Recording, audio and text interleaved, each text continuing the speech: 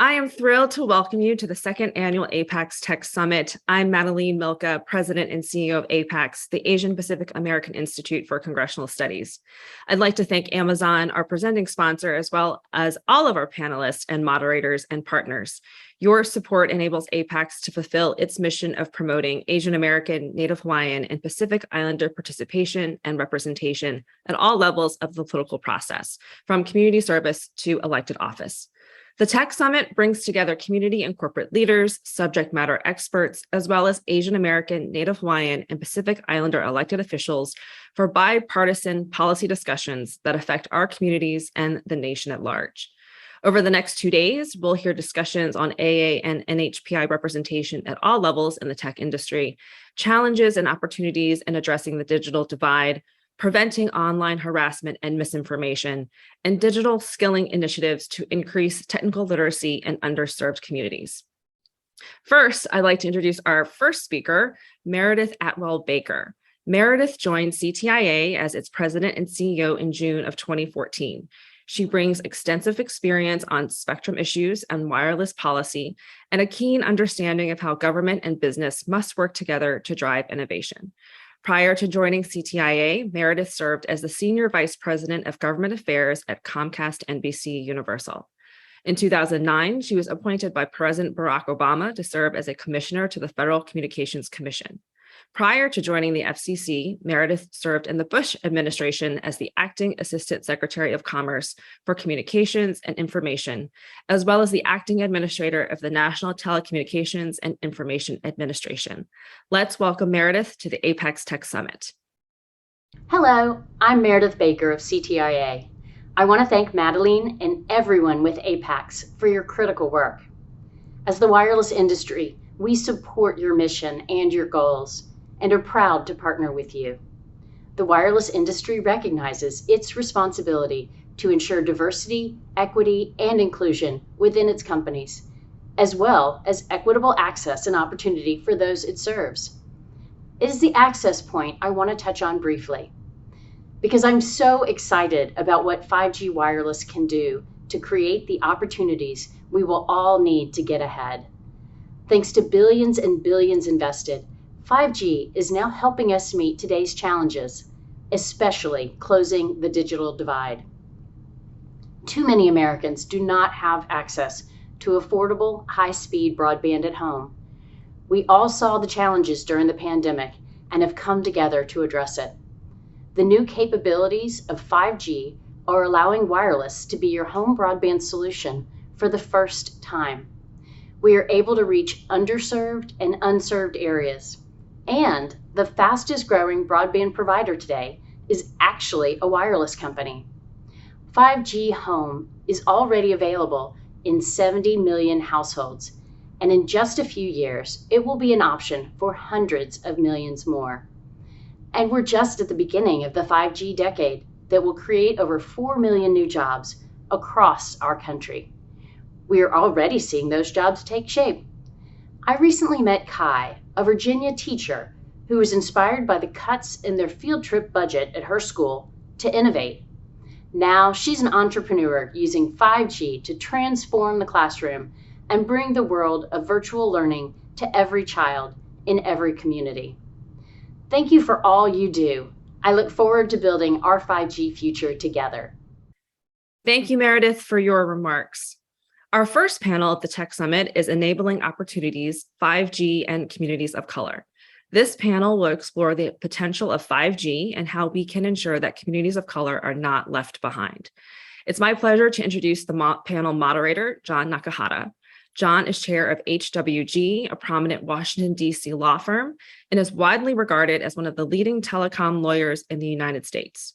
He provides strategic regulatory advice to large and small telecommunications, internet, hardware, software, terrestrial, wireless companies, and cable companies. Let's give a warm welcome to John as he introduces our panelists. Thanks, Madalene. It's a pleasure to join APAICS for this year's 2022 Tech Summit and for this panel on 5G, how technology affects social change. This is a great time for this panel. We hear a lot about 5G these days. It's a major feature in all the ads we get from our wireless phone providers. It's a critical technology, not just in the US, but globally. And it's of strategic importance in the race with global competitors such as China. But what actually is 5G? What does it promise? And how can it be a tool or platform to help empower our AANHPI communities, both in our daily lives and businesses and politically? We have a great panel to help give us insight into these questions. Starting in alphabetical order, we have Pierluca Chiodelli, who's currently Vice President of Engineering, Technology, and Edge Portfolio Product Manager and Customer Operations at Dell Technologies. Pierluca's organization is responsible for Edge Enterprise Dell Technologies roadmap and vision and strategic technical partners engagement across Dell Technologies. Next, we have Beth Fujimoto, Assistant Vice President, Public Policy for AT&T. Beth is responsible for AT&T's state and federal policy development on 21st century universal service issues, including broadband availability, government broadband funds, helping people who have low incomes to afford broadband and how these programs are funded. Lastly, we have Jefferson Wang, who leads Accenture's new global 5G and networks practice, uniting 8,000 plus network resources under a common vision that modern network connectivity is a new competitive differentiator that will improve lives. Accenture's practice helps communication service providers and enterprises with industry-specific network solutions from plan and design through build and run. So now to get started with our panel. To start, Jeff, could you give an overview of what 5G is? Is it just faster browsing from our tablets and smartphones, or is it something else? Why do people talk about 5G as transformational?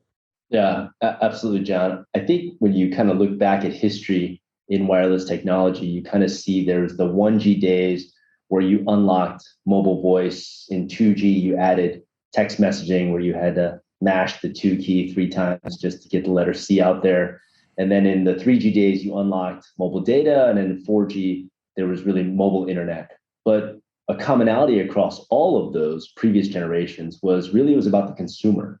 And in 5G was built from the ground up, brand new device vision, brand new radio technology, new need for backhaul, an entirely new core network. So it was really, and also new spectrum that was going to be engaged. So it's really this entirely built from the ground up to serve the consumer and the enterprise.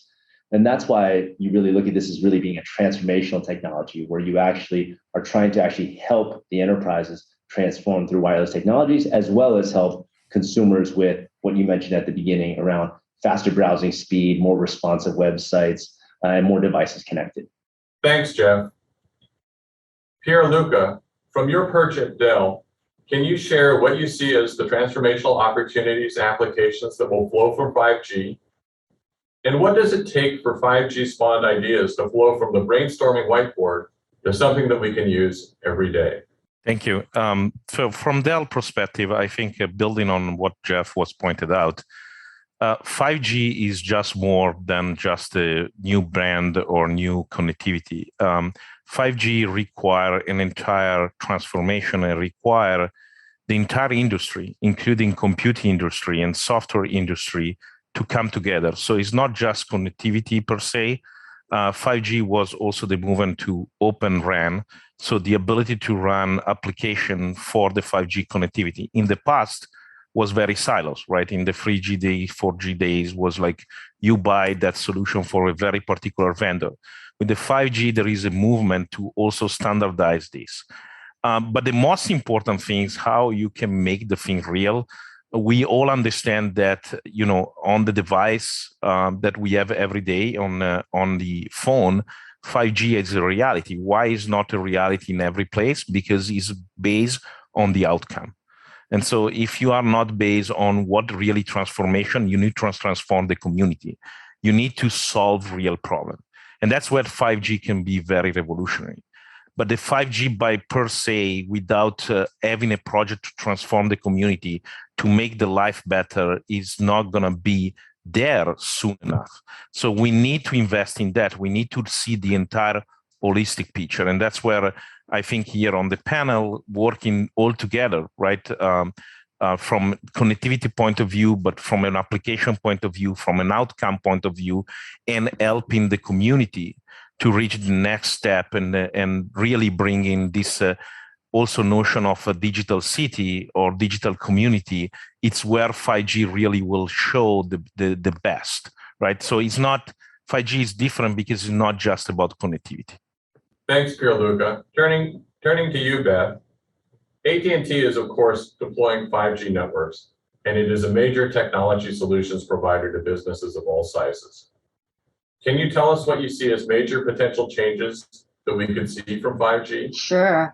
Much like 4G introduced the world to the gig economy and even spurred entirely new industries like ride sharing, AT&T believes that mobile 5G will jumpstart the next wave of unforeseen innovation.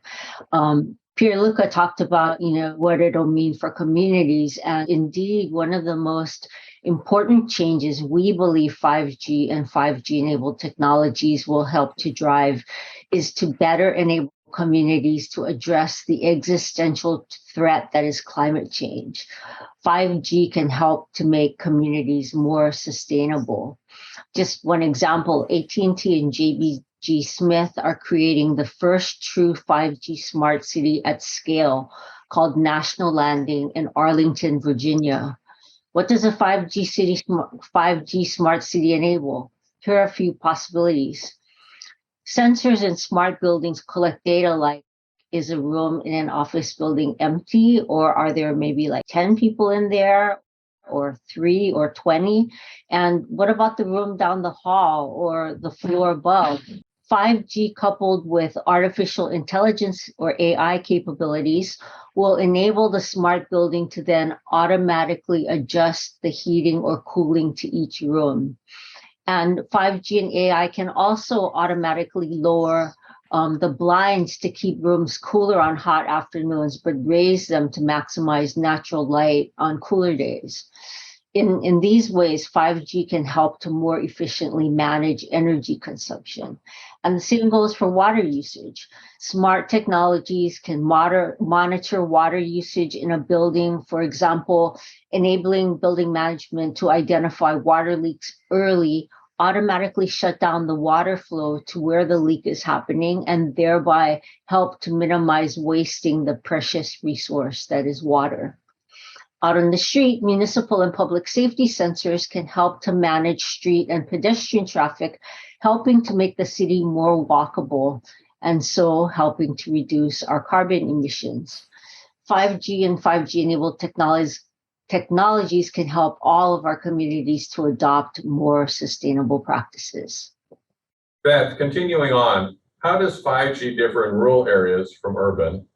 And how will 5G be as potentially transformational in rural areas? As we all know, those areas have generally lagged urban areas in benefiting from new digital architectures. So today, AT&T delivers 3 flavors of 5G to our customers to give them unique experiences, faster speeds, and capacity. Our initial deployment strategy used millimeter wave spectrum, and it's called that because it's spectrum that's very high frequency and has very short wavelengths that can be measured in millimeters. We're using millimeter wave spectrum to offer 5G plus in iconic destinations and key venues where demand on our network is high and extra capacity and coverage is needed. 5G plus today is available in parts of more than 45 cities and more than 45 stadiums and venues, and we're continuing to densify that network today. Secondly, we are using C-band spectrum, or what we also call mid-band spectrum, because it sits between the other 2 bands that we have. We're using C-band spectrum to provide a great combination of fast speeds and wider geographic coverage. Earlier this year, we introduced this mid-band 5G plus in parts of 8 metropolitan areas and are expanding this coverage rapidly. Our goal is to reach 200 million customers by the end of 2023. And Third, AT&T 5G, our low-band 5G service, has been available nationwide since July of 2020. Today, we cover more than 281 million people in nearly 22,000 cities and towns across the country with AT&T 5G, which offers a better wireless experience with greater capacity to enable fast responses on 5G capable devices. Now, John asked whether 5G will be as transformational for rural areas as it will be for urban areas. The answer is a most definite and emphatic yes. Telehealth capabilities will help to connect rural families with medical professionals virtually instead of having to travel to appointments in urban and suburban areas. This can help to improve access to quality health care for people in rural areas, not to mention help to lower carbon emissions. A second ago, in the context of cities, we talked about how 5G and 5G-enabled technologies would help to drive sustainability improvements in cities. 5G will also drive sustainability improvements in rural areas. Farmers today are using 5G-enabled technologies to monitor crops and soil conditions, giving them real-time data to quickly adjust their operations and even run farming tasks remotely. This can mean producing more food using fewer resources, less water, less fertilizer, and less pesticides. 5G is also giving us connected cows. Yes, you heard me right. Connected cows. AT&T Internet of Things, or IoT as we call it for short. AT&T connectivity is being deployed to help farmers manage their dairy cows. A company called SmaxTech is using AT&T IoT technology to enable its smart sensor technology in dairy cows. And forgive me, this is going to be a little bit of a visual image, but I need to do this to explain how it works. The cows ingest the smart sensors, which remain in the first of the cow's multiple stomachs. The smart sensors then provide ongoing data back to their farmers that help them monitor the cow's health. By providing early warning signals of potential health issues, farmers can provide medical interventions earlier, which can help to limit the use of antibiotics. The smart sensors also inform dairy farmers when a pregnant cow is about to go into labor, helping to facilitate the safe arrival of a healthy animal. So 5G and 5G-enabled technologies are already having transformative effects in rural areas, helping to make food production more sustainable and economically viable. Thanks, Beth. Jeff, and then Pierluca, do you have additional thoughts about both the differences in capabilities of 5G in rural areas and also its potential benefits in those areas? Absolutely. So as Beth pointed out, and I want to reconnect to my previous comment, 5G is not just 5G as a connectivity. As Beth, all the example that they explain require certain type of compute, certain type of application. The connectivity is an element of that. What is important for rural community is things that we're doing in collaboration. For example, with AT&T, where we have a connected nation, and we support Citing Corporation K-12 for connectivity in rural area, and we're doing that together with AT&T. I want to make sure that the people that listen to us, that they are really in the policy-making system, they understand that 5G require multiple people coming together. People that they are in their passion, the fact that they want to change the future for better. That's one of the core things that Dell try to do, make human progress. When we say about human progress, we mean really to progress the community. So 5G is just another thing that we can go, and if we can take that wave, we can transform how our community interact, especially if I think about the Asian community where we are very close to our elderly people. the fact that we cannot live together or we cannot live with them, and especially immigrants that they come from different background, having in this community, especially in the rural area of the United States, an ability to connect and create a pool of people, interchange, speak the native language that they may have, the ability to listen to daughter, the ability to connect with their family, the ability to connect with the family abroad is very important. And so that's why it comes down at the end of the day with all these great examples that Beth pointed out, that the first things is need to be a need, and then need to be satisfied. So my suggestion to the policymaker is to speak with the communities, understand the needs of those communities, understand how other region in United States they address that problem, how other people around the globe, the digital city example, it's a great one, right? They can really transform the life of people that they are in need. Because, people that the technology can do very good things for the less fortunate people, but also for the people that they are like the elderly community or people that they searching for opportunity moving around. Technology give us this ability, and connectivity is just a boost of that.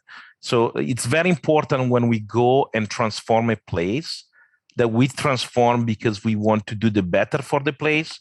And it can be, as we discuss, the farmer to have a better quality of food, but can be also the input, can be the education, bringing education to rural community, access to the same type of education. It's a very important thing. And Dell provide all the compute and all the ecosystem for doing that, obviously in conjunction with the AT&T as well. Right. Yeah, I think one way to think about it, John, is in rural, there's a certain set of challenges, and in urban, there's another set of challenges. And how can 5G in its different forms and the community and ecosystem around it solve those? So I'll give you a couple of examples that Accenture is working on. So Accenture solves problems for clients, right? If our client is a digital divide municipality that needs to solve that in a rural area, if it's a sports stadium that is trying to monetize differently or create a better customer experience in an urban area, or even if it's an auto manufacturing company that's trying to increase productivities or increase quality based on that. Accenture works with each of those to figure out how do we actually use 5G, the ecosystem, the compute, the storage, everything we talked about to actually solve those problems. So let me give some of those examples. In a rural setting, a lot of times in many different government entities, there is this subsidy for broadband.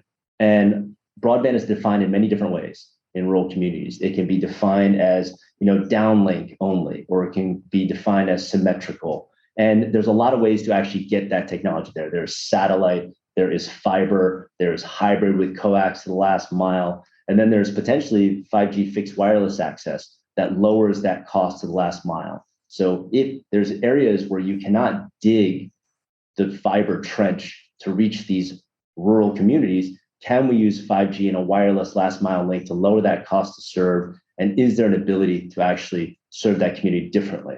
If you look at the urban example, sports stadiums, for example. So Accenture is working with Marvel Sports Stadium in Australia.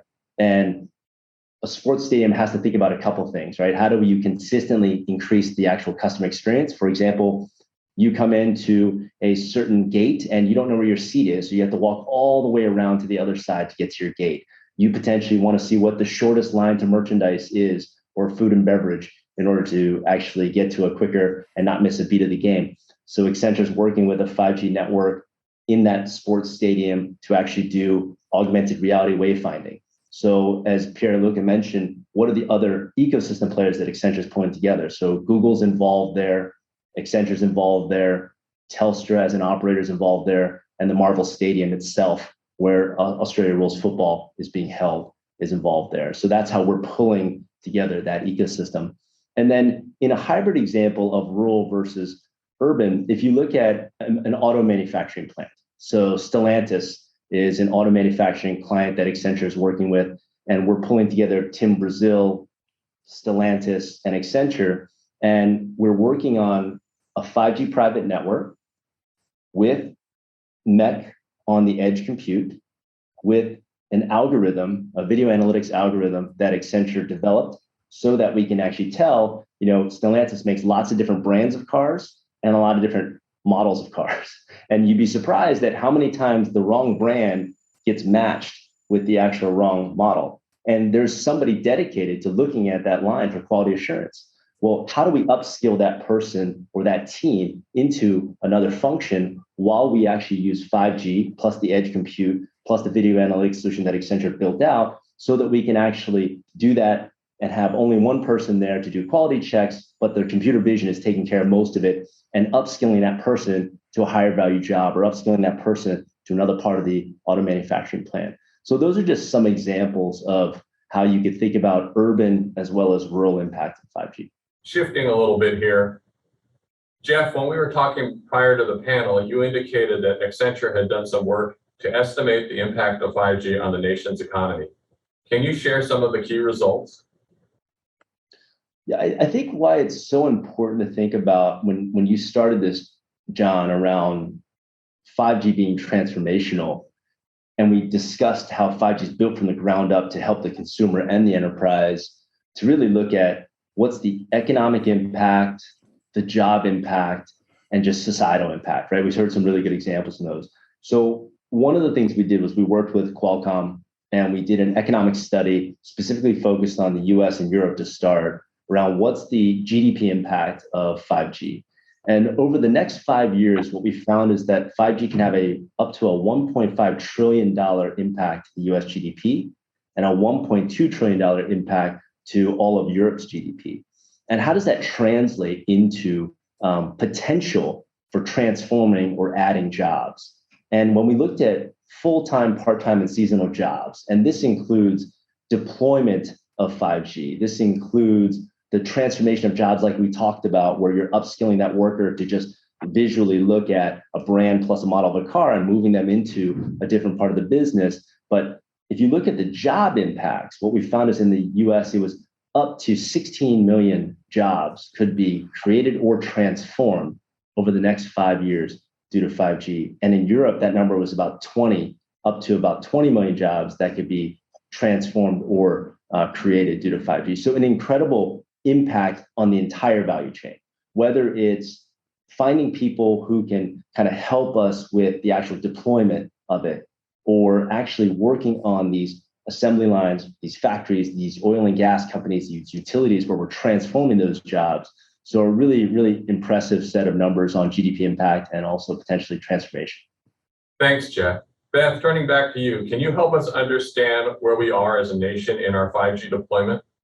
What is yet to come, and what are some of the challenges that will make full 5G deployment arrive sooner or take longer? In particular, since we have a number of state and local government participants today, what can our state and local governments do to help? Sure, thank you. The wireless industry has made remarkable progress deploying 5G, has made tens of billions of dollars of investments to bring 5G about. And that is something that is continuing as we densify and extend our networks. As a result of all of this investment in our 5G networks, according to CTIA, the Wireless Association, mobile speeds jumped by 50% in the past year. And 5G networks today now cover more than 300 million people across the United States. Now, John, you also asked what is yet to come and what challenges do we face getting there. To fully realize 5G's potential, carriers, like I said, are continuing to invest billions every year to densify their wireless networks with macro sites, which are, sort of the larger cell sites that, you might think about when you think of a cell sites, but also small cell nodes along with the necessary fiber infrastructure, all of which enables 5G. To meet the demand for mobile broadband and to continue to deploy next generation 5G networks, we need policies at all levels of government to help accelerate infrastructure deployment. Perhaps the most obvious challenge is the need to ensure that additional spectrum must continue to become available in a timely manner. Beyond spectrum, though, siting and permitting continue to be major challenges to keeping 5G deployment on track. It takes time to work through the process of acquiring sites to deploy cell sites and other network equipment, to make the appropriate engineering designs, and to secure the necessary government permits. Local facility siting regulations and practices can present obstacles to timely deployment. For example, some areas have established moratoria on new facilities. Others require unnecessary reviews in the context of adding or swapping out new facilities on existing cell site structures. And some localities continue to charge unreasonable rates for access to rights-of-way where cell sites are deployed. And all of this is before construction even begins. Across the industry, adding new 5G locations can take anywhere from 12 to 18 months on average. In recent years, the FCC has worked to remove regulatory barriers that inhibited deployment of the infrastructure necessary for 5G and other advanced wireless services. In the 2 years following implementation of the FCC siting reforms, more cell sites were built than the previous 7 years combined. So, obviously the FCC's actions have been very helpful in this regard. But to fully realize 5G's potential, we are going to need hundreds of thousands of small cells in the coming years. In many communities, siting processes are lengthy, complex, and costly. Efficient and timely processing of local permitting and related applications is critical to the timely deployment, not only of 5G wireless infrastructure, but also for next generation end-to-end fiber. AT&T has developed a list of local permitting best practices that municipalities can adopt to help speed both wireless as well as fiber deployments. These include practices like ensuring adequate staffing to process permitting and cable location activities, and having a single point of contact to communicate with applicants. Establishing clear permit submission requirements, using electronic systems instead of paper filings to streamline the submission of applications and supporting materials, and utilizing municipal websites to disseminate available agency contact information, forms, ordinances, and so on. Why should policymakers care about how siting and permitting can delay 5G deployment? Jeff spoke a moment ago about the potential positive impacts that 5G deployment are anticipated to have on the US and European economies and the availability of jobs. And CTIA commissioned an economic study that came to very similar conclusions to the ones that Jeff mentioned, Accenture came to. In this study, it was found that over the 10-year period beginning in 2020, 5G deployment would contribute $1.4 to $1.7 trillion to the US GDP and create an estimated 3.8 to 4.6 million jobs.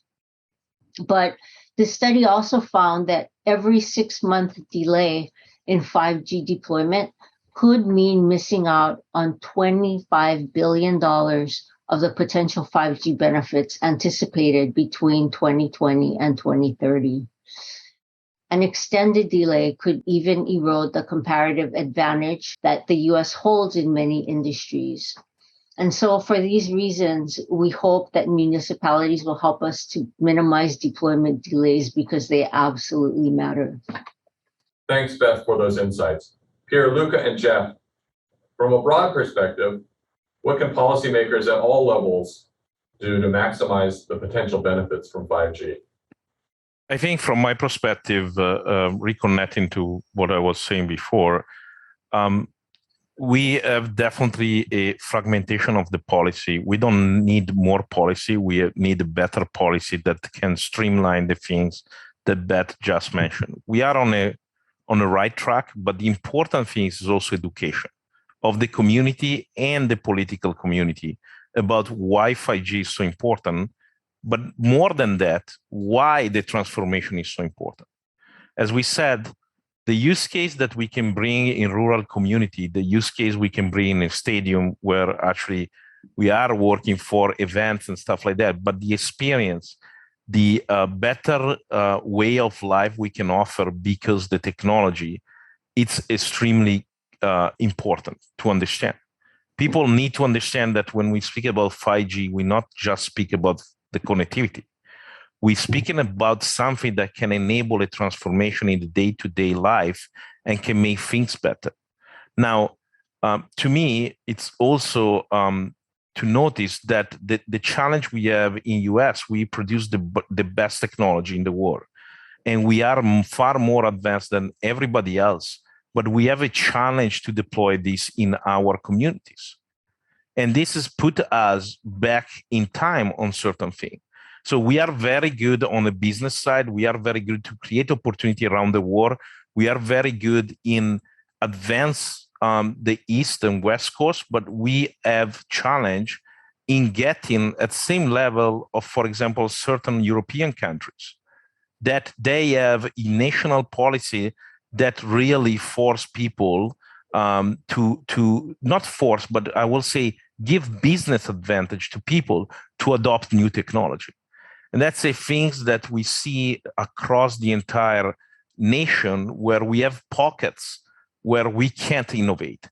And so we create this very, very difficult divide between what we have in the rural community and what we have in the urban community. And that's not something that we should accept as a nation that innovate more than everybody else. I think that's a very important thing.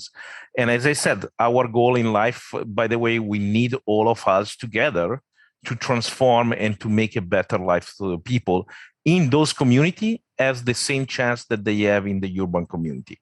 And so we can have a nation that progress all together. That's very important. So working on that kind of legislation, not many legislation, but a legislation that can progress, it's very important. In education, it's very important too. That's what we try to do also here when we start, right? That's why Jeff explained what is 5G. Policymakers, they don't need to be technical people. They don't need to understand, but they need to understand the bigger picture. They need to understand why it's important to drive certain technology because they really make a better place for the people. I think that the other thing maybe to think about in this is that Beth brought up a really nice point around the sense of urgency in this situation. And Pierluca kind of highlighted that sense of urgency, that if you look at kind of 4G, we basically created a set of IP, and it was really control points for the US, right? If you look at Qualcomm from a modem perspective, Google from an operating system on Android. And when there was other countries who did things that were not in certain interests, you can shut those IP off, or you can actually control point those IP perspectives. Whereas you needed the network to be deployed, you needed connectivity to get there first in order to create all of these other intellectual property control points. If you follow kind of what Beth and Pierluca were describing, is there's like 3,000 counties in the United States. Each one of them has a different policy on how long it takes to permit, how many types of sound decibels you're allowed to have for a sound to cool down, a radio, what is the aesthetics of something looks like. That's very different than other governments in other parts of the world that can basically say, we're going to deploy, and we're going to deploy fast. So, Accenture had this, when we created this new cloud first network and 5G practice, there was a very clear thesis that we had, which was this digital transformation journey that we've been on for the past 5 to 10 years is really going to be dependent or bottlenecked or advantaged by network transformation and connectivity becoming a platform for innovation. And if we don't get to that last part of the thesis, it becomes this bottleneck. And if it does become this bottleneck, other innovation, other governments, other entities start to create this IP off of that network transformation, that network platform, that kind of connectivity. And all of a sudden that IP is now shifted away. So that's why it's incredibly important to think about this as a sense of urgency from that perspective. If you look at kind of the different players involved, right? The communication service providers that, like Beth and folks here, they're under an incredible amount of pressure to transform their business, moving from 4G to 5G, and they're going to move from 5G to 6G 10 years from now, right? It's very difficult to move that type of transformation. It's a total enterprise transformation. And then if you look at kind of the enterprises that we talked about that we're trying to transform and give the benefit to society, a manufacturing plant that wants to improve worker safety, right? That's an example of a client that we're working with right now that we're trying to improve worker safety so that you aren't having fatalities in the manufacturing environment with very heavy machinery or kind of fast spinning machinery. But how do we actually improve society from that? How do we kind of control the cost of what we're all adhering to right now, in a very difficult situation of inflation? This cost of development of products is rising. All of these raw materials are rising as a result. The consumers are actually bearing the brunt of that. How can 5G actually work to kind of control some of those costs, control worker safety and improve worker safety so that we actually kind of work through the macroeconomics. Even mining, when you get down to the atomized versions of this, that how do we actually think about mining differently? And again, mining is a very specific industry. And that's why this is so hard, that the potential of 5G is incredible, but each one of these is very specific in the industry that is required to understand. Mining has an above ground network size of multiple football fields and a below ground network where propagation is very different. And above ground can be one access technology, and maybe below ground is something different. But understanding what each of these industries needs to actually go through, what the problems they actually are trying to solve. And that's what we think that, if there's one thing, it's one, have the sense of urgency as a collective, group to understand that there's a lot of things riding on this. And the second thing is to understand that each of these industries is very specific, it's very custom, and it's very different to actually leverage 5G to solve it as a problem. I think are the two big points we'd like to bring up. Finally, to wrap up this panel, let's bring this back to the AA-NHPI community. I'd like to ask each of our panelists how they see 5G as empowering our AA-NHPI communities, both in their daily lives and in organizing to promote our community's interests in broader national dialogues. Beth, let's start with you, and particularly from your perspective as a born and raised islander rather than a mainlander. What are your thoughts? Sure. Thank you, John. Connecting to the digital world is the lifeblood of our modern economy and educational systems. We've talked today about the physical availability of 5G internet connectivity, but network deployment isn't the only issue we need to address to ensure that our AA-NHPI communities have access to the digital world. Many families in America, especially within the AA-NHPI community, do not have high-speed internet access at home, even though networks are physically available to them. A chief driver is income inequality, the economic gap between the rich and the poor. Pew Research has found that income inequality is actually greatest among Asian Americans. So to enable our AA-NHPI communities to better participate in national dialogues and in our digital economy, we need to continue to ensure that internet service, both fixed and mobile, are affordable for families who have low incomes, and to continue to encourage broadband adoption amongst people who don't use the internet and aren't online. To this end, AT&T participates in the federal ACP, or Affordable Connectivity Program, with both our fixed and mobile broadband offers.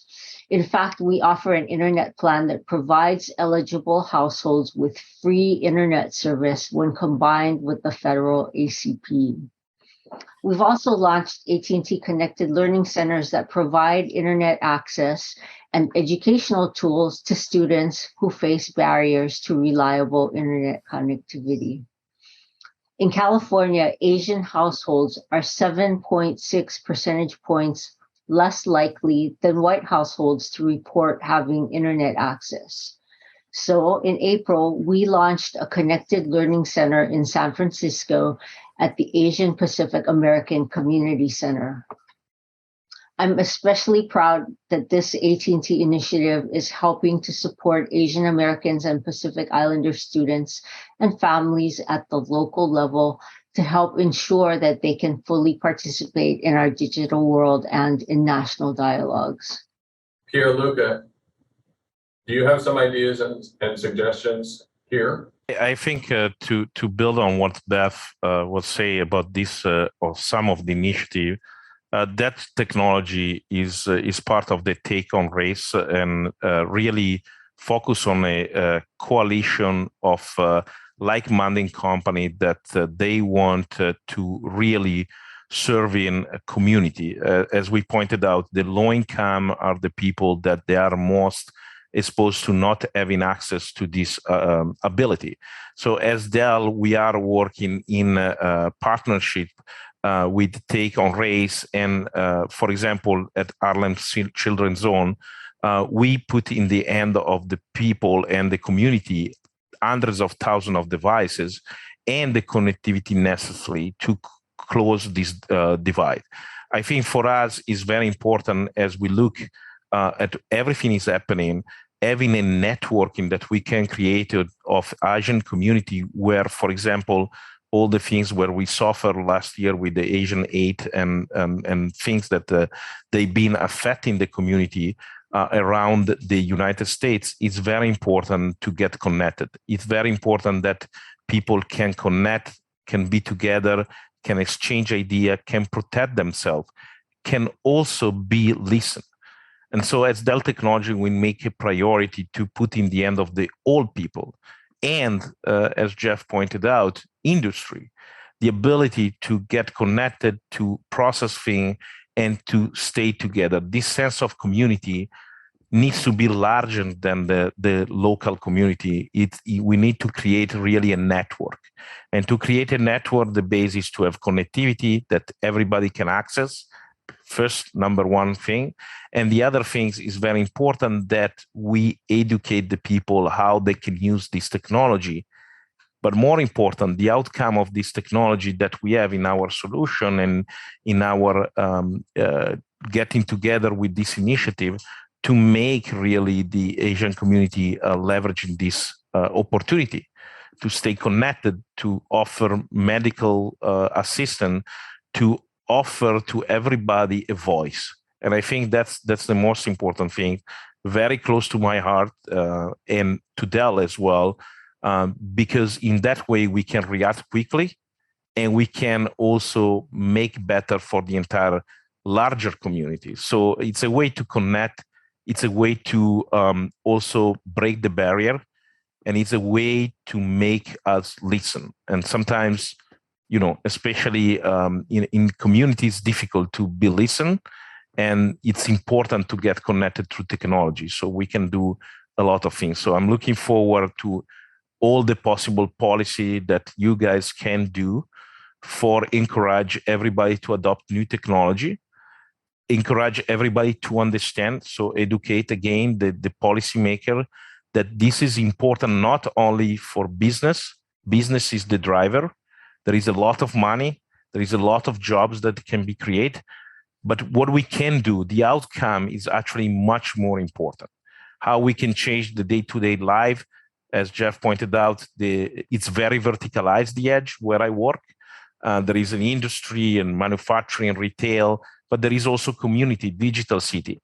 If we can bring all this revolution together, and we can also look at how we create community together, we're going to have a better world. And it's a race, by the way. So we cannot wait, okay? We need to give this opportunity to our people to leverage these new technologies. Thank you. Thanks, Pierluca. Jeff, we will give you last word as our consultant. It's so well said by both, Beth and Pierluca. I think that it's incredible to think about as a community what we would really do for each other is really important, but also what we do for, we would do anything for our kids to have a better life. We would do anything to honor and respect our aging community, right? So when you kind of look at those things, how can 5G actually help, right, to democratize education differently? Right now, a lot of times it's, sometimes the best educators are in a particular county and, they're really good at reaching and teaching kids, but they're not being able to kind of spread their message, right? So how could 5G potentially democratize that education to reach more people? When we think about our aging population, our advanced age population that is, dealing with some difficult things, how do we protect them? How do we make them feel safe? How do we make them feel supported? But also, how do we make them feel independent and being able to age in place and not have to actually think about depending on others? And what are ways that 5G and technology can reach, that part of the population in their homes or in where they're living? So, aging in place gracefully, making sure they're safe and supported. How do we actually kind of take some of those social outcomes that Pierluca and Beth just mentioned, and how do we actually make them a reality with technology? I think that's the biggest, most exciting thing that we're looking forward to. I think the other thing is the opportunity to engage into a new value chain that's moving very quickly. And as you heard, it's not just about connectivity, compute, storage, experience, solution. It's the entire value chain. And there's a lot of different ways to get involved. So that's what's also exciting about this.